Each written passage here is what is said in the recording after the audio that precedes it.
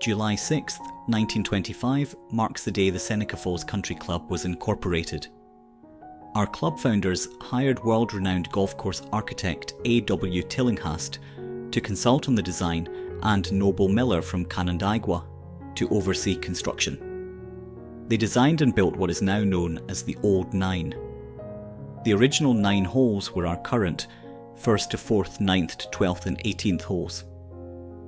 In 1964, our board of directors, headed by Francis Budd Suan, decided to build a new 9 holes and complete our 18-hole regulation golf course, which officially opened on Sunday, August 22, 1965 at 10 a.m, with a ceremony on the first tee. In our first 100 years, Seneca Falls Country Club has had our share of history. Mr. William Campbell, direct from Scotland, served as our first golf professional from 1927 to 1938. Prior to moving to America, Mr. Campbell served on the staff at world-famous Carnoustie. George McLean served as our club pro starting in 1939 and was a member of the original Ryder Cup team, on a roster that included Walter Hagen.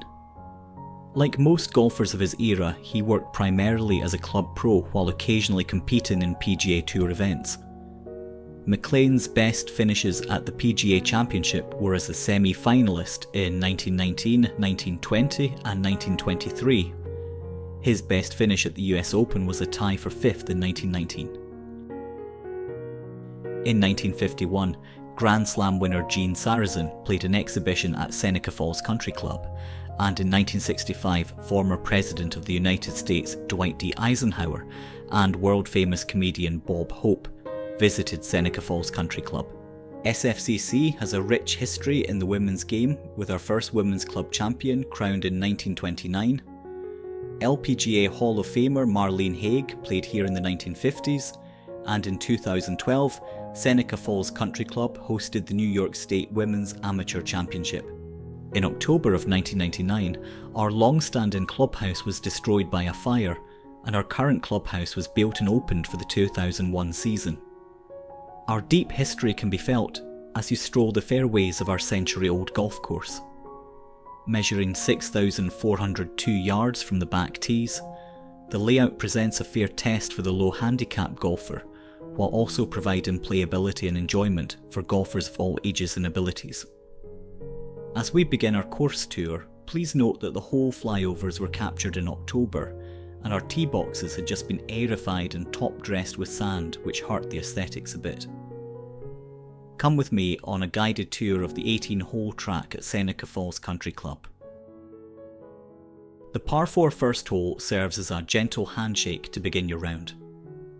Measuring just 276 yards from the back tees and 268 yards from our member tees, the green is drivable for longer hitters. For the rest, a straight shot down the middle sets up a short wedge and a birdie opportunity. The hole only becomes difficult with an errant tee shot, as the small green is guarded on 3 sides by grass mounds of thick rough making for a tricky chip shot to start your day. Any ball that finds the green in regulation is a great chance at birdie. If the first hole was a soft opener, the second starts what may be the toughest 3-hole stretch at Seneca Falls Country Club. Welcome to the 371-yard par 4 second. This is a classic positional tee shot. Generally, the left side of the narrow fairway is ideal, regardless of pin position. If you drift right of the short grass, a wall of trees and a large pine will block your angle, forcing a punch-out rather than a shot at the green. Even a miss into the left rough will offer more options than missing right. Find the short grass, and you're left with a short iron or a wedge. But here is the defence. This is a true postage stamp green and one of the smallest targets on the course. Guarded by deep bunkers on both the left and right, there is almost no room for error. If you short-side yourself here, the lack of green to work with makes an up and down nearly impossible. Aim for the centre of the green, or even play to the front edge, take your 2-putt, and move on. Par is a fantastic score. Just a few steps off the second green is the third tee and the first par 3 of the day. Playing at 172 yards from the back. Don't let the scorecard yardage deceive you. This shot requires a crisp strike and a decision on whether you want to play to the front edge or take on the pin. The green features a significant slope from back to front, and bunkers guard the right and left sides, which, similar to the second green, make an up and down almost impossible if you short side yourself. Precision is vital. You want to leave your ball below the hole. If you go long, you're left with a treacherous downhill putt, where 3-putting becomes a very real danger. Take dead aim, trust your number, and try to leave yourself an uphill look for birdie. Most members consider this the toughest par 3 on the course. Now we arrive at the fourth, a monster par 4 and the number 1 handicap hole. Playing at 445 yards from the back tee, this is the sternest test on the front 9. It features a slight dogleg right, but don't get too greedy. The fairway is choked by a straight line of pine trees on the left and 4 old maples on the right. Precision and distance are both required here. There's no bailout. A solid drive will still leave you with a hybrid or long to mid iron into the green. There's no trickery here, just a demand for 2 excellent golf shots.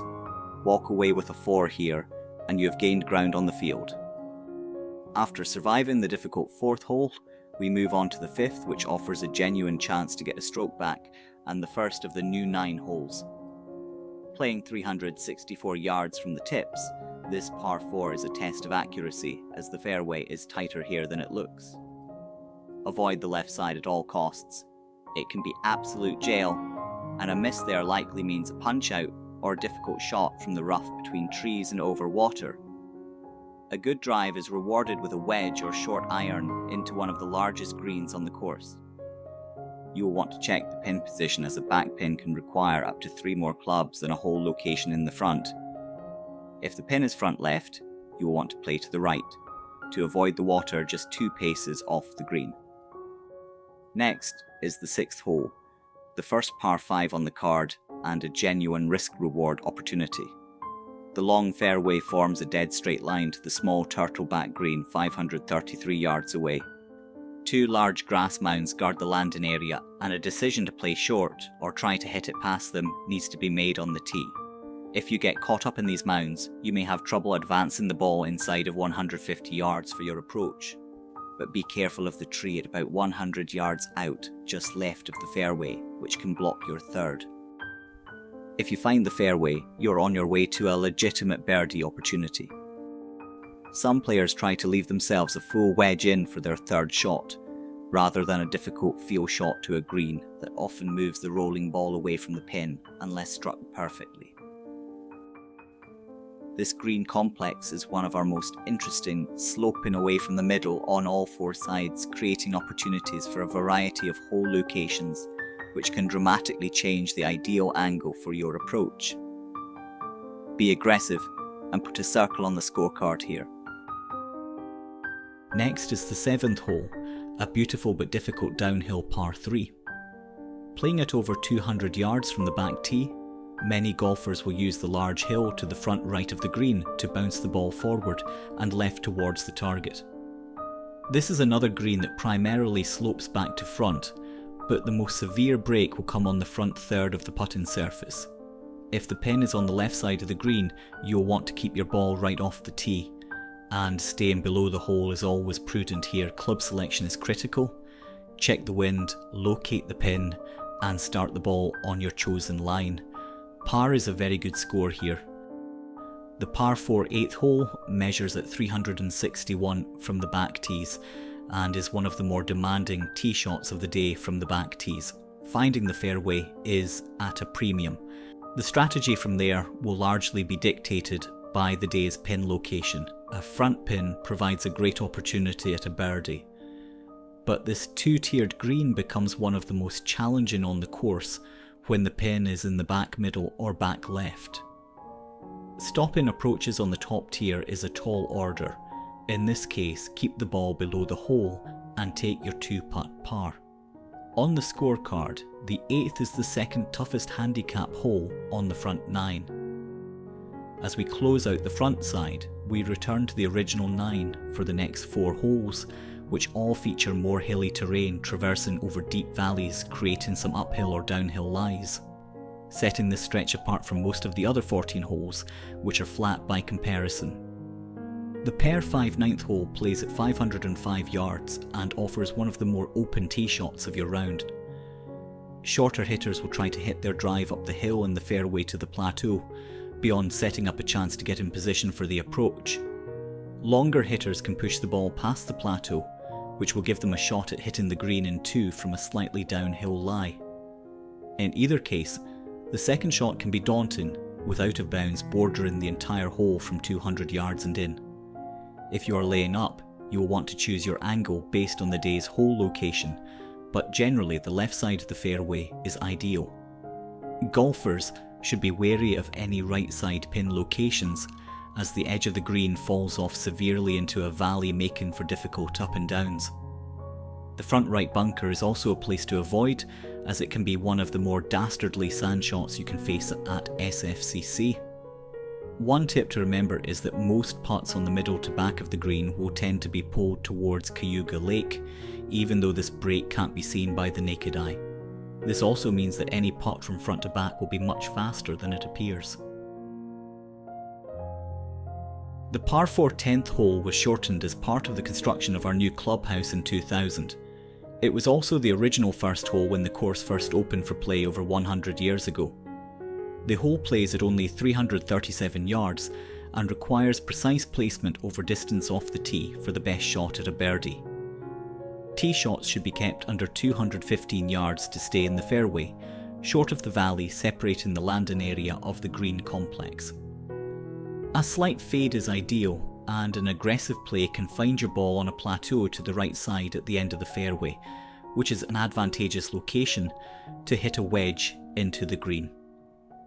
Don't be too discouraged if you miss the fairway to the right, as members refer to this sunken area as Birdie Alley, due to the disproportionate number of threes that seem to be made after errant tee shots find this area.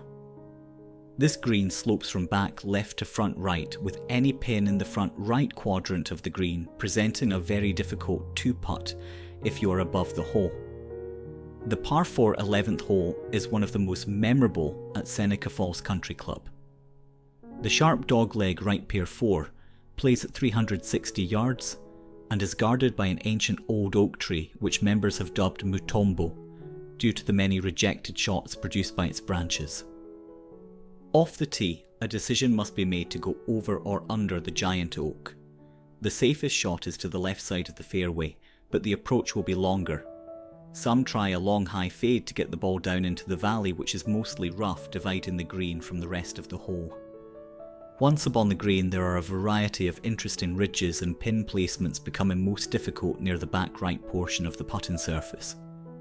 Be sure to take in the view from the green looking back at the old oak and the 12th hole which awaits.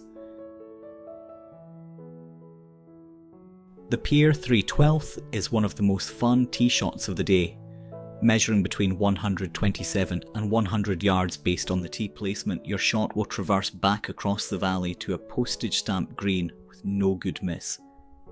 The thin bunker on the left can produce disastrous lies, while shots from the right side sand trap face a huge bunker face, giving golfers little room to get the ball up and out while stopping it near the pin. The green slopes severely from back to front, and if your tee shot has too much spin, your ball will roll off the front and oftentimes will continue off the right edge and down several yards into the rough. Any front right hole location demands your respect, or the easiest hole on the course, according to the scorecard handicap, can become a double bogey or worse.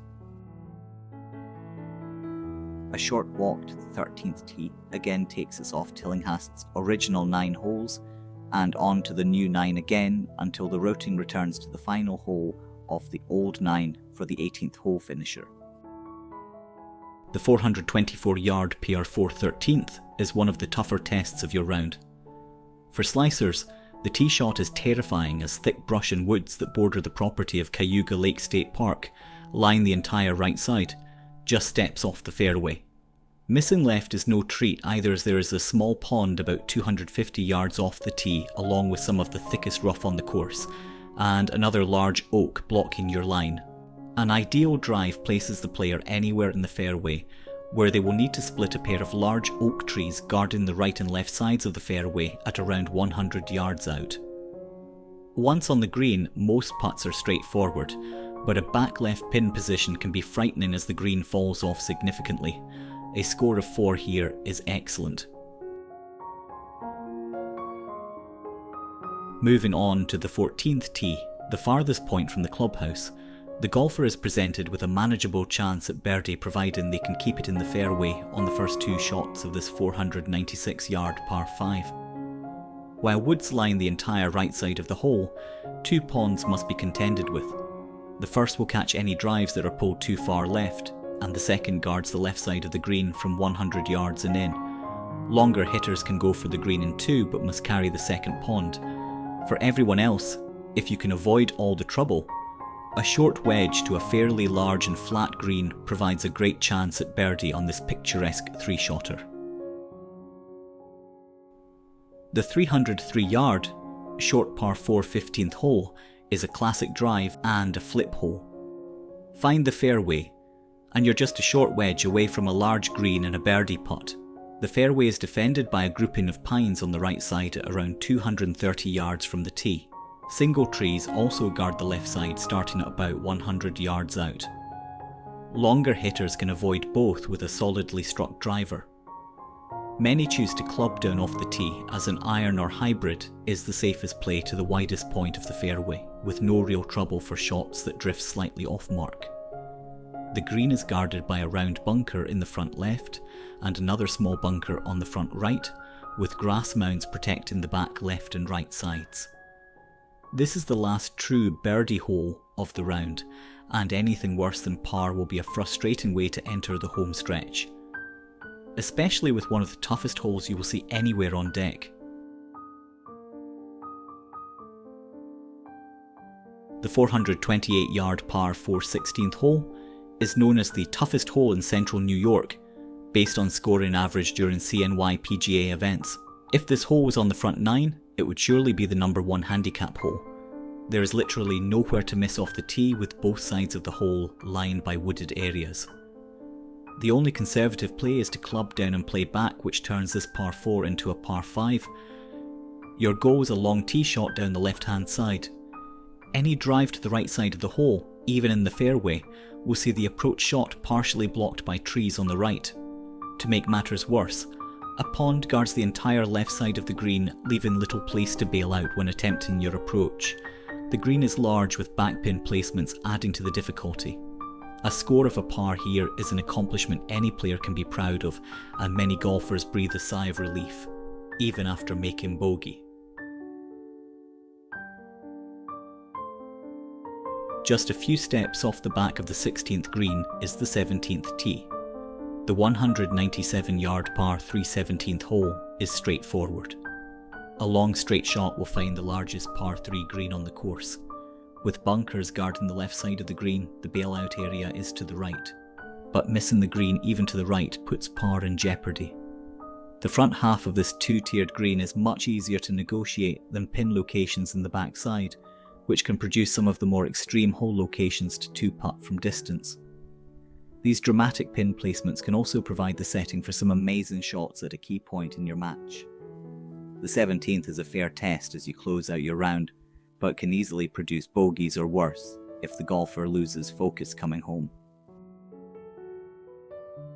A short path through the woods leads us back to the final Old 9 Tillinghast hole and the par 5 495-yard 18th hole. One of the more demanding tee shots of the day awaits on the sharp dogleg left 3-shot hole. The longest hitters can cut the corner or play a big draw around the dogleg, but out of bounds on the left is always lurking for the over-aggressive. For most golfers, the tee shot should stay on the right side of the fairway, or players will have to negotiate the large maples on the corner with a right-to-left second shot. Miss your second shot to the right, and a signature line of Osage orange trees can have a devastating impact on your ability to finish your round with a par. While longer hitters can go for the green in 2, most will be looking to find the fairway, setting up a short wedge to another small green with 2 bunkers waiting for any shots that go long or run through the green. The putting surface tends to break slightly towards Cayuga Lake, with the left side of the green moving away from the centre, and an otherwise innocuous ledge that will send slightly pulled wedges and chip shots off the putting surface. In full view of our clubhouse patio, you may have a gallery for the final shots of your day. Our closing hole provides a reasonable chance at one last birdie, but also the chance at an unfortunate big number to ruin your round before you get it in the house. The par 72 layout at Seneca Falls Country Club is a golf course you can enjoy playing for the first time and grow to appreciate more and more each time you make it around. Come experience our gem on the shores of Cayuga Lake as generations have before. We promise there will be many memorable shots and holes that linger in your memory and bring you back time and time again to SFCC.